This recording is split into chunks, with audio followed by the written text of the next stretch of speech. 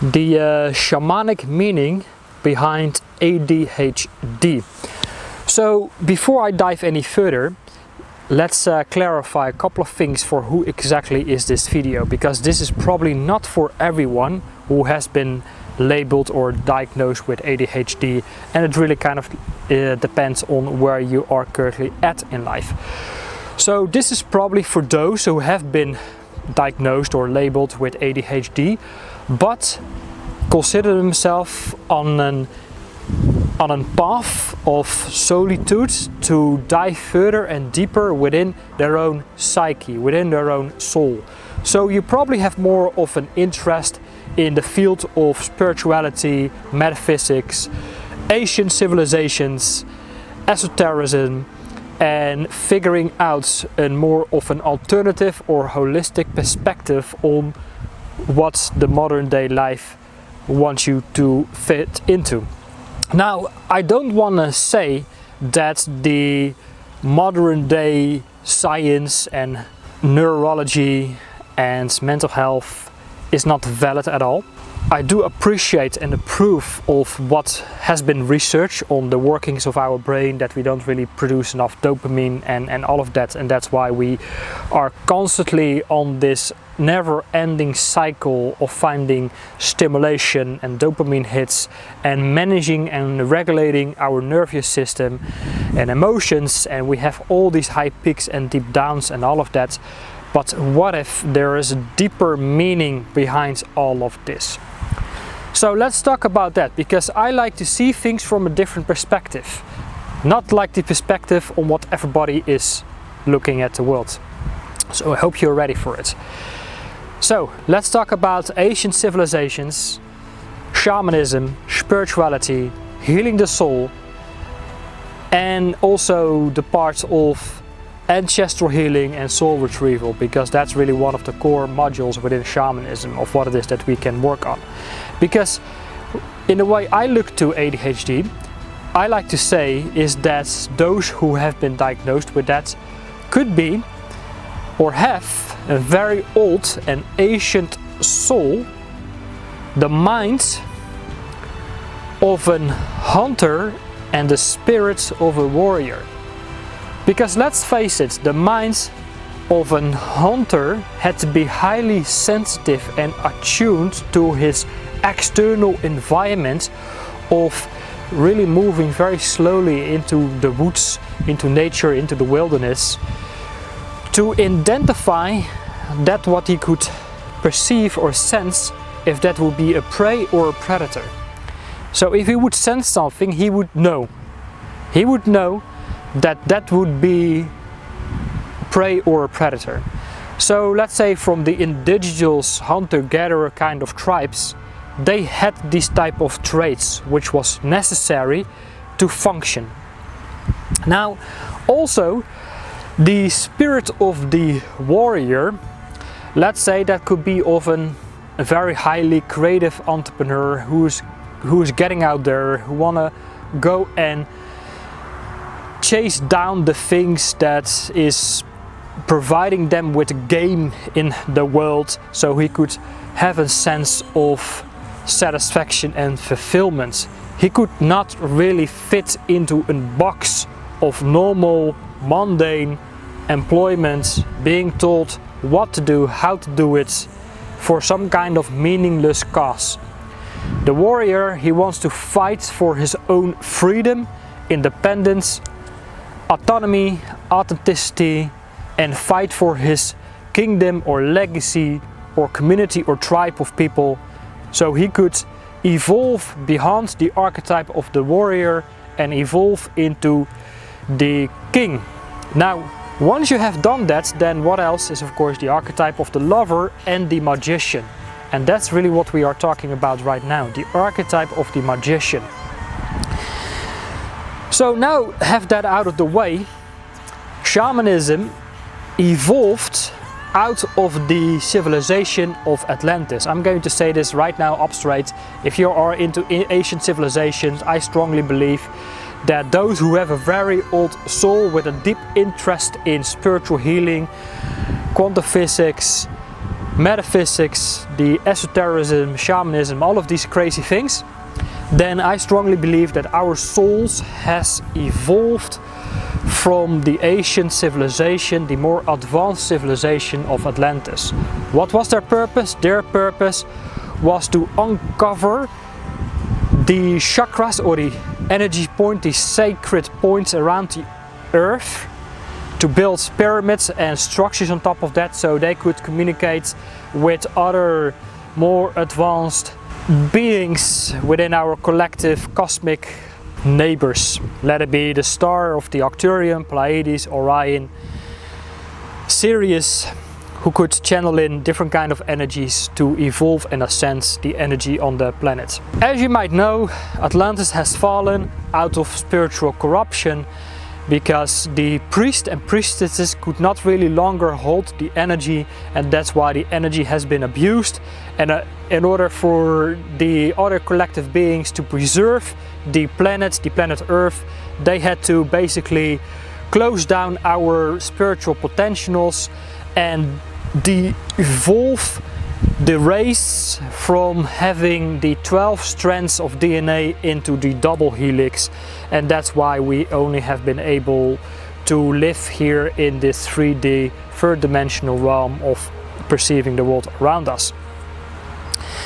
But then of course we got into the ancient Greek, ancient Egyptians, and eventually we moved of course into the world of corruption by the time of the Roman Church, who has of course used modern religion that holds the Christ consciousness in its, like the Gnostic Christianity, who have used and abused Christianity to use it as a weapon to play massive amount of genocides out of the esoteric Europe and all of that.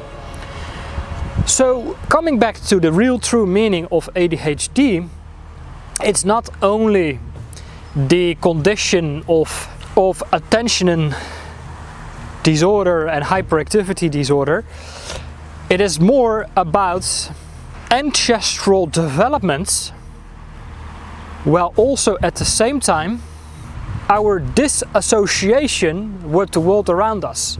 So AD, ancestral developments, and HD, healing disassociation. So let me explain. So if any of this truly resonated with you, then we probably are at the same path together. And if not, then this video is not for you, and you can go and seek your information for more of the generic topics that focus more on managing our physical health and mental health, which is of course very valid as well, but that only focus on the two bodies of our existence. Of course we have the physical body, mental body, but we also of course have the emotional body. Emotion stands for energy in motion, so through the emotion we can reach the energy body or the astral body, and that's really also a part of our individual healing journey, so we can make a contribution to the collective as well. Collective is currently going through a massive crisis, and in order for us to make a better contribution to the collective, we must remember our ancestral DNA that exists within us. It plays a very important role within us, that has been passed on from the Atlantean collective, Lemurian collective, eventually has been passed over to the Egyptian collective, the ancient Greek, and different parts of Western occultism, esotericism, and of course the shamans basically has been playing and has emerged from the Siberian collective. But if you look to the tribal civilizations of South America and North America, the natives there, they never really saw themselves as a shaman, but yet more like medicine man and woman, also performing the act of mysticism, the work of the magician, and perhaps they also have been evolved from the Atlantean collective. So we are here to remember the ancestral DNA that exists within us. That is the part of the ancestral development. At the same time, of course, we look at the world around us, the crises and everything that we perceive in the economic, political system and all of that. We see this dark shadow that exists within our collective, and we could see is that, of course, we don't really feel associated with that. We don't feel part of that kind of world. And that's really where we have been labeled with all these so-called diseases, you know, because we don't fit in, and we are not really meant to fit in, because we are here to carve our own path. We are here to pioneer. That's really the purpose of our whole existence here, is to pioneer, is to bring some kind of new knowledge and information and wisdom here on the earth by focusing on our own inner shadow work. Because how more we are able to face our own shadows, we can bring in more of our higher self integrated here into our lower self, so we have more of an integrated ego, and not some kind of ego that has been formed by the thousands of years humanity has been asleep, disconnected from the spiritual self. But we are here to anchor the higher self with the lower self and have more of an upgraded identity, which is what I like to call identity shifting. And that sometimes requires long periods of time of solitude, because obviously we don't really feel very associated with the world around us.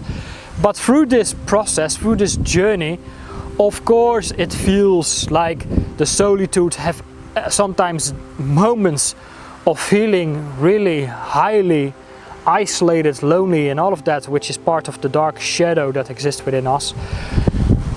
But how more we start to associate it with this path, with this shamanic archetype, then eventually we can start to create a different kind of reality around us where we do feel associated with. This is a part of the integration work. And this is the true work we must be doing and focusing on. So we don't suffer from this disassociation, but we create a reality we don't want to escape from, we don't need a holiday from. Work does not feel like work, but a higher calling and higher purpose. And the more we focus on this higher calling or higher purpose, eventually through synchronicities that will be provided, all the resources, tools and everything will be provided in order to rebirth this new kind of reality. So, hope this kind of makes sense. If you want to leave your thoughts, your experiences on how you like to see it. Once again, not all people who have been diagnosed or labeled with ADHD are really called to be on this path. Maybe 1 out of 10, maybe 1 out of 100. Because also within the shamanic archetype, his long times and processes of shamanic initiation, and part of shamanic initiation requires a journey where we suffer. The path of disassociation, and that's really where we have all these physical, mental, emotional and spiritual health challenges and diseases, and where we have these symptoms of mental health, or where we are indeed, you know, have these ADD, ADHD challenges, where we think we come completely crazy, or autism, and of course where we basically are being forced in a regulated medical system through medication, and then we become more and more disconnected from our esoteric astral body, and where we're being put into an hospital, into a system that does not recognize the deeper parts of our soul. Because I don't want to disapprove the regulated modern day science and medical systems and the pharmaceutical industry, but this is basically only existing for the last several decades or last century. But the shamanic archetype has been here since the dawn of mankind, over 10-15,000 of years ago, and maybe much longer before that as well. So, should we therefore discount the shamanic path or shamanic archetype, or learn about it through ancestral developments? I leave it with you. What do you think? What is your calling? Or you think this is absolutely bonkers, crazy, good for you? Then you know this is not for you, you're not on this path. But if you feel like, yeah, you feel some sort of calling, some of these things resonate, then of course, you know what you gotta do. Hit the like, subscribe button, leave your comments, feel free to share, because I dive deeper into also the ancestors of the Germanic tribes, of the tribes that existed here in ancient Europe, where of course part of that also had to suffer from genocides because of the Roman Church, where we had of course the form of paganism as well, where they saw that nature and animism was like a cluster of consciousness, a god, a deity that existed within us as well. And I think we can learn a lot from that to bring more of that into our modern day world as well. Anyway, thanks for watching, and I look forward to see you all in my next videos. Take care for now.